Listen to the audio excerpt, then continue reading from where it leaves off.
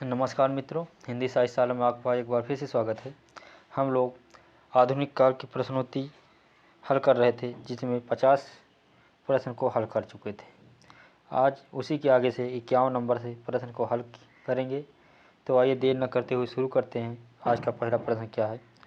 तो आज का पहला प्रश्न है, यानी 51 नंबर, लल्लू लाल का सर्वाधिक प्रसिद्ध ग्रंथ कौन है? बताना है। ए है शकुंतला नाटक, बी है प्रेम सागर, सी है सिंहासन पतीसी और डी है बैताल पचीसी। तो 51 नंबर का राइट आंसर बी, यानी प्रेम सागर, यह लल्लू लाल द्वारा प्रसिद्ध ग्रंथ है।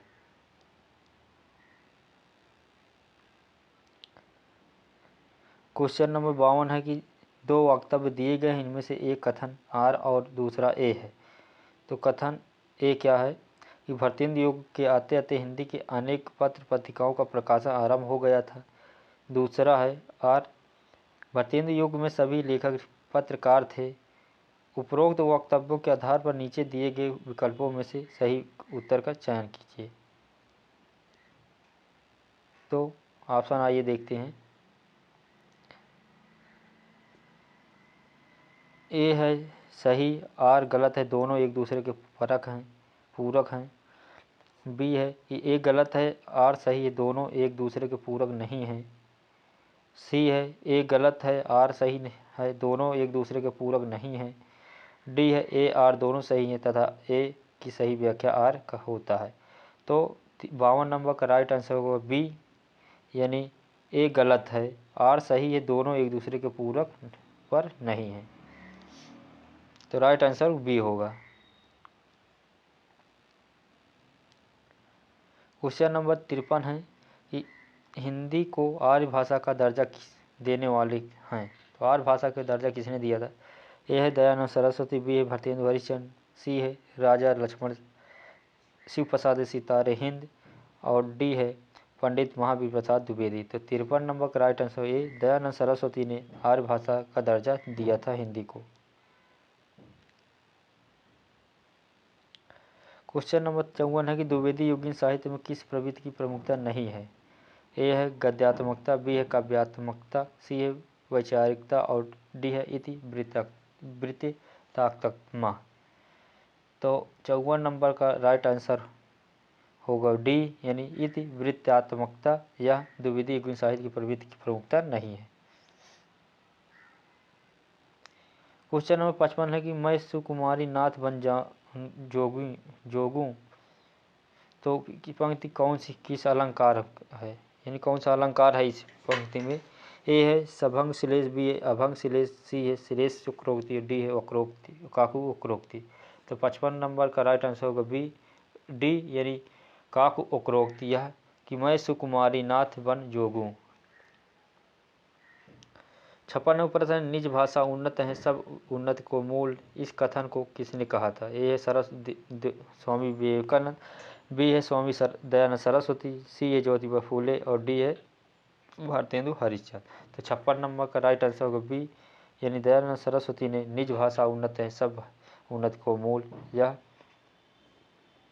कहा था।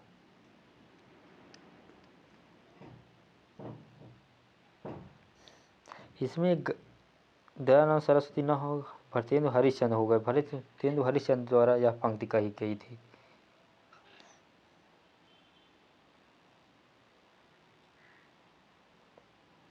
सत्तावन प्रश्न की संविधान के किस अनुच्छेद के उपबंधों के अधीन रहते हुए संसद के कार्य में हिंदी या अंग्रेजी में किया गया जाएगा? तो यह अनुच्छेद 1942, अनुच्छेद 344, अनुच्छेद 30, अनुच्छेद 348। यानी संविधान के किस अनुच्छेद में कहा गया है कि संसद में कार्य हिंदी या अंग्रेजी में किया जाएगा? तो 57 नंबर राइट आंसर डी होगा, यानी अनुच्छेद 348 में कहा गया है। 58 नंबर प्रश्न है कि इनमें से किन्हें राष्ट्र कवि कहा गया है? ए है सिया राम शरण गुप्त, बी है मैथिली शरण गुप्त, सी है मखनलाल चतुर्वेदी, डी है सुविद्या कुमारी चौहान। तो 58 नंबर का राइट आंसर बी, यानी मैथिली शरण गुप्त जी को राष्ट्र कवि कहा गया है। क्वेश्चन नंबर 59 है, एक भारतीय आत्मा कहकर किन्हें पुकारा जाता है? ए है मखनलाल चतुर्वेदी, बी है सुविद्या कुमारी चौहान, सी है श्याम नारायण पांडे, डी है प्रताप नारायण मिश्र। 59 नंबर का राइट आंसर होगा ए यानी मक्खनलाल चतुर्वेदी को एक भारतीय आत्मा कहकर पुकारा जाता है। 60 नंबर प्रश्न है कौन प्रकृति का कवि कहलाता है? तो ये है महादेवी वर्मा, बी है सुमित्रा नंदन पंत, सी है जयशंकर प्रसाद और डी है सूर्यकांति पाठी निराला। तो प्रकृति का सुकुमार के नाम से सुमित्रा नंदन पंत जी को कहा जाता है। राइट आंसर बी होगा।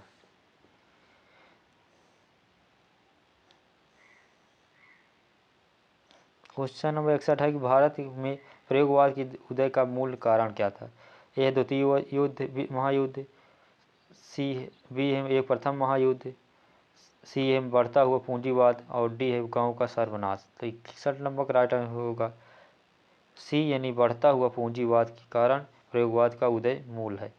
62 नंबर प्रश्न है कि इनमें से कौन सा कवि तीसरा सप्तक शामिल नहीं है? तो तीसरा सप्तक का प्रकाशन वर्ष 1959 है। तो इसमें बताना कौन सा कवि नहीं। ए है केदारनाथ सिंह, बी है सर्वेश्वर सक्सेना, बी है मुक्ति बोध और डी है कुंवर नारायण। तो 62 नंबर का राइट आंसर सी होगा, मुक्ति बोध या तीसरा सप्तक के कवि नहीं है।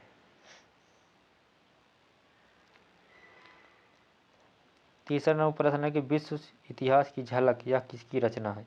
ए है मदन मोहन करमचंद गांधी, बी है मदन मोहन मालवीय, सी है पंडित जवाहरलाल नेहरू और डी है दीनदयाल उपाध्याय। तो तीसरा नंबर का राइट आंसर होगा सी यानी पंडित जवाहरलाल नेहरू जी की रचना है विश्व इतिहास की झलक।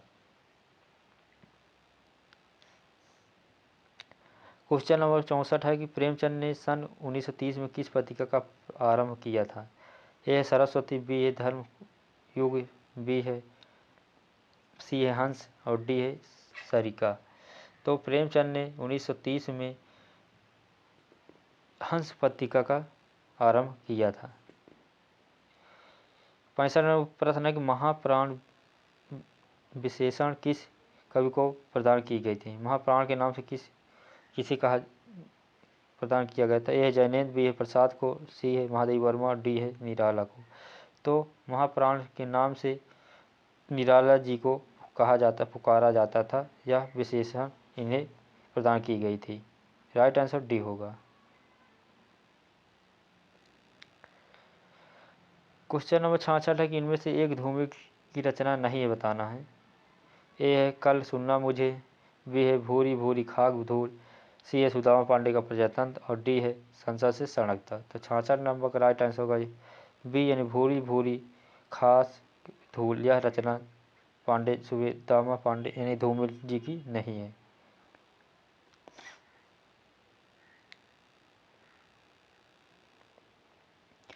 क्वेश्चन नंबर 67 है कि आचार्य हजारी प्रसाद द्विवेदी के बचपन का क्या नाम था, बताना है। ए है वैद्यनाथ प्रसाद, बी है वैद्यनाथ दुबे, बी सी है वैद्यनाथ द्विवेदी और डी है वैद्यनाथ विनोद द्विवेदी। तो 67 नंबर का राइट आंसर बी होगा यानी वैद्यनाथ दुबे के नाम से इनका बचपन का नाम था। तो राइट आंसर बी होगा। 68 नंबर प्रश्न है कि गा कोकिल वर्षा पावन कण। तो गा कोकिल वर्षा पावक कण पंक्ति किसकी है, बताना है। ए है जयशंकर प्रसाद, बी है महादेवी वर्मा, सी है सुमित्रानंद पंत, डी है सूर्यकांति पाठी निराला। तो 68 नंबर का राइट आंसर होगा सी यानी सुमित्रानंद पंत जी की पंक्ति है कि गा कोकिल वर्षा पावन कण।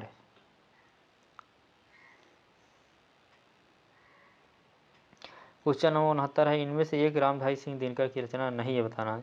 ए है कुरुक्षेत्र, बी है करुणालय, सी है परशुराम की प्रतीक्षा और डी है सामधेनु। तो 69 नंबर का राइट आंसर बी होगा यानी करुणालय। यह रामधारी सिंह दिनकर की रचना नहीं है। 70 नंबर प्रश्न है कि हिंदी गद्य के जनक किन्हें कहा जाता है? तो ए है लाला श्रीनिवास दास, बी है भरतेंदु हरिचंद, सी है बद्री नारायण चौधरी, डी है बालकृष्ण भट्ट। तो 70 नंबर का राइट आंसर बी यानी भरतेंदु हरिचंद जी को हिंदी का गद्य के जनक माने जाते हैं। क्वेश्चन नंबर 71 है कि नारी जागरण पर लिखी महादेवी वर्मा की किताब कौन सी है? ए है अतीत के चलचित्र, बी है श्रृंखला की कड़ियाँ, बी सी है बद्रीनाथ की यात्रा और डी है यामा। तो 71 का सही राइट आंसर बी होगा श्रृंखला की कड़ियाँ। यह नारी जागरण पर लिखी गई महादेवी की किताब है। 72 नंबर प्रश्न है कि उदय भान चरित किस रचना का दूसरा नाम है? ए है प्रेम सागर, बी है सुख सागर, सी है रानीकेत की कहानी और डी है नासिकेतो उपाख्यान। तो 72 नंबर का राइट आंसर सी होगा, रानीकेत की कहानी का उदयभान चरित्र दूसरा नाम है। 73 नंबर प्रश्न बताना है कि नासिकेतो उपाख्यान के रचयिता का नाम बताना है। ए है सदल मिश्र, बी है इंसालाल लखा, सी है लल्लू लाल, डी है सदासुख लाल। तो 73 नंबर का राइट आंसर ये सदासुख लाल की रचना है नासिकेतो उपाख्यान। 74 नंबर प्रश्न है कि मुंशी सदासुख लाल नियाज की रचना कौन सी है। तो ये है नासिकेतो उपाख्यान, बी है सुख सागर और सी है प्रेम सागर और डी है भाग्यवती। तो 74 नंबर का राइट आंसर बी होगा, सुख सागर या लल्लू लाल सदासुख लाल की रचना है। आगे का क्वेश्चन है 75 नंबर का, जो TGT 2016 में पूछा गया था यूपी के, कि फोर्ट विलियम कॉलेज कलकत्ता में कौन सा काम नहीं करता था। तो कौन काम नहीं करता फोर्ट विलियम कॉलेज में। तो यह जॉन गिलक्रास्ट, बी है सदल मिश्र, सी एस लल्लू लाल और डी है इंसा अल्लाह खां। तो 75 नंबर का राइट आंसर होगा डी, यानी इंसा अल्लाह खां या Calcutta fort William college Calcutta में काम नहीं करते थे।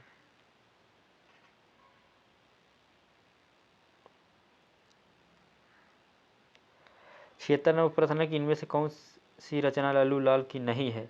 ए है सिंहासन पतीसी, बी है बैताल पचीसी, सी है शकुंतला नाटक और डी है मंडोवर का वर्णन।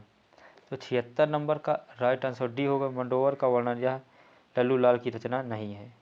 77 नंबर का प्रश्न है कि लल्लू लाल जी कहाँ के निवासी थे। तो ये है आगरा, बी है कलकत्ता, सी है बनारस, डी है दिल्ली। तो 77 नंबर का राइट आंसर होगा ए, यानी आगरा, लल्लू लाल जी आगरा के निवासी थे। राइट आंसर ए होगा। 78 नंबर प्रश्न है कि लाल चंदिका किससे संबंधित है। तो ये श्रृंगार वर्णन, बी है लक्ष्मण ग्रंथ से, सी है बिहारी सत्साई से और डी है राज प्रशस्ति से। तो 78 नंबर का राइट आंसर सी होगा, यानी बिहारी सत्साई की टीका से लाल चंदिका संबंधित है।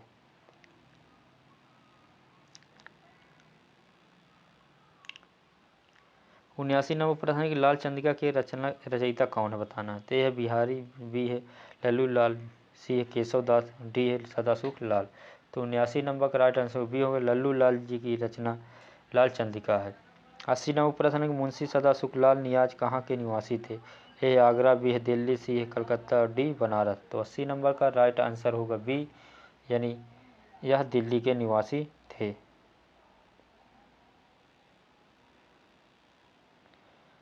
क्वेश्चन नंबर 81 कि आचार्य रामचंद्र शुक्ल ने हिंदी गद्य के प्रवर्तकों में इनमें से किसे स्थान दिया। तो ये श्रद्धा राम फिलौरी, बी है सदासुख लाल नियाज, सी है इंसा अल्लाह खां, डी है भरतेंदु। तो 81 नंबर का राइट आंसर बी होगा, यानी सदासुख लाल नियाज यह आचार्य रामचंद्र शुक्ल ने हिंदी गद्य के प्रवर्तकों में इन्हें स्थान दिया। 82 नंबर प्रश्न है कि हिंदी गद्य का सूत्रपात कब से माना जाता है। ए है 1900, बी है 1950, सी है 1850 और सी 1800 और डी है 1920। तो 82 नंबर का राइट आंसर होगा सी, यानी 1800 यह हिंदी का गद्य का सूत्रपात माना जाता है। 83 नंबर प्रश्न है कि आधुनिक काल के लिए इनमें से कौन सा नाम नहीं दिया गया था। ए है वर्तमान काल, बी है गद्य काल, सी है सामयिक काल और डी है आधुनिक काल। तो 83 नंबर का राइट आंसर होगा सी, यानी सामयिक काल यह नाम आधुनिक काल का नहीं रखा गया, बाकी वर्तमान काल, गद्य काल और आधुनिक काल ये तीनों नाम दिया गया था। 84 नंबर प्रश्न है इनमें से आधुनिक काल की समय सीमा क्या है। ए है 1800 ईस्वी, बी है 1843, सी है 1850, डी है 1857। तो 84 नंबर का राइट आंसर होगा बी, यानी 1883 यह आधुनिक काल की समय सीमा है।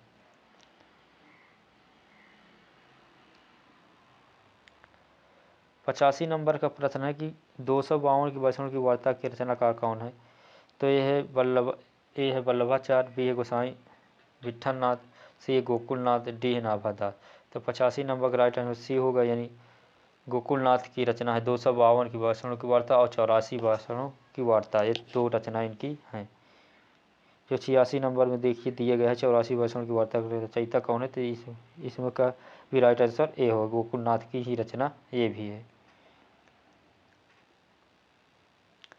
87 नंबर प्रश्न है कि श्रृंगार रस मंडल ग्रंथ के रचयिता का नाम बताइए। ए है गोकुलनाथ, बी है नाभा दास, सी है वल्लभाचार्य और डी है जोइंदू। तो 67 नंबर का राइट 87 नंबर का राइट आंसर होगा बी यानी नाभा दास, यह श्रृंगार रस मंडल रचना के रचयिता है। 28 नंबर को प्रश्न है कि इनमें से कौन सी पुस्तक ब्रज भाषा गद्य में लिखी गई है। ए है भक्तमाल, बी है अष्टयाम, सी है पहुड़ दोहा और डी है भरत भारती। तो 88 नंबर का राइट आंसर बी होगा यानी अष्टयाम या पुस्तक ब्रजभाषा में लिखी गई है।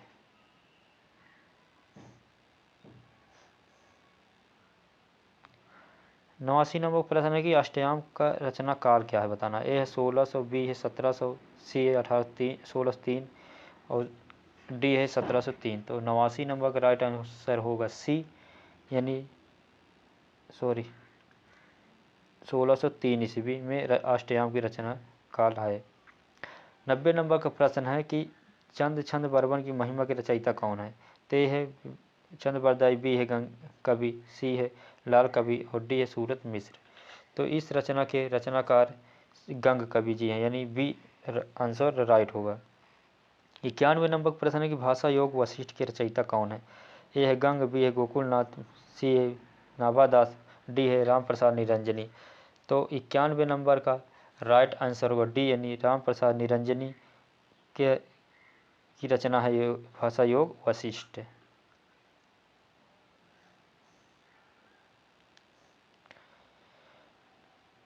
क्वेश्चन 92 है कि प्रेम सागर की रचना किस लेखक ने हिंदी में की है।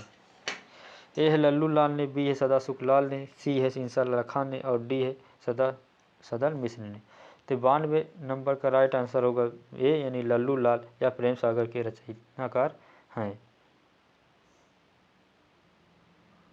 जो हिंदी भाषा में लिखा था। 93 नंबर का राइट आंसर क्वेश्चन है कि भाषा योग वशिष्ठ का रचना काल क्या है। तो ए है 15वीं शताब्दी, बी है 16वीं शताब्दी, सी है 17वीं शताब्दी और डी है 18वीं शताब्दी। तो 93 नंबर का राइट आंसर होगा डी यानी 18वीं शताब्दी या भाषा योग वशिष्ठ के रचनाकाल का समय है।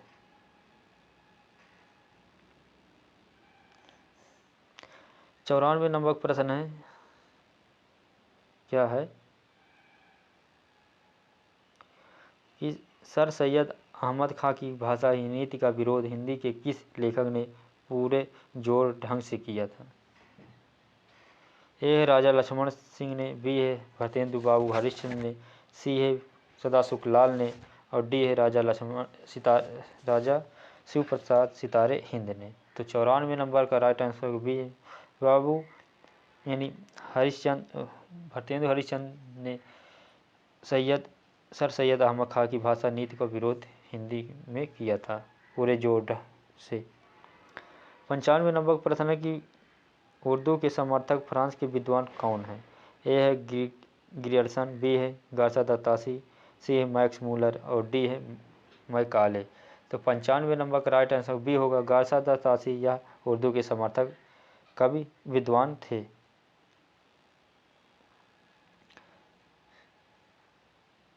96 नंबर का प्रश्न है कि राजा भोज का सपना पुस्तक के लेखक कौन है बताना। यूजीसी ने 2014 में पूछा गया।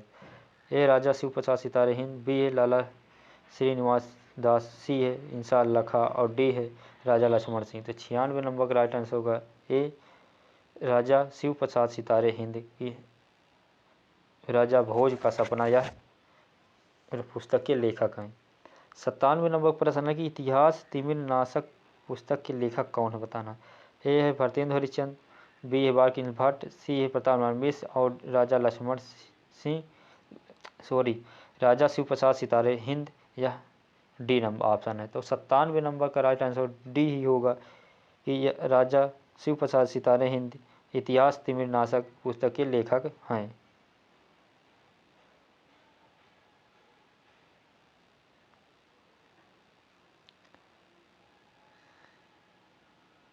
क्वेश्चन 98 नंबर का है कि मानव धर्म सार पुस्तक के रचयिता का नाम बताना है। ए है राजा लक्ष्मण सिंह, बी है राजा शिव प्रसाद सितारे हिंद, सी है बालकृष्ण भट्ट और डी है अध्यापक पूर्ण सिंह। तो मानव धर्म सार के लेखक कौन है? तो 98 नंबर का बी सही होगा, राजा शिव प्रसाद सितारे हिंद इस पुस्तक के रचयिता हैं। राइट आंसर बी होगा। 99 नंबर का प्रश्न है कि प्रजा हितैषी नामक पत्र आगरा के किसने निकाला था? तो ए है गणेश शंकर विद्यार्थी, बी है बनारसी दास चतुर्वेदी, सी है श्री कृष्ण दत्त पालीवाल और डी है राजा लक्ष्मण सिंह। तो 99 नंबर का राइट आंसर होगा डी, यानी राजा लक्ष्मण सिंह ने प्रजा हितैषी नाम से आगरा से पत्र यह निकाला था।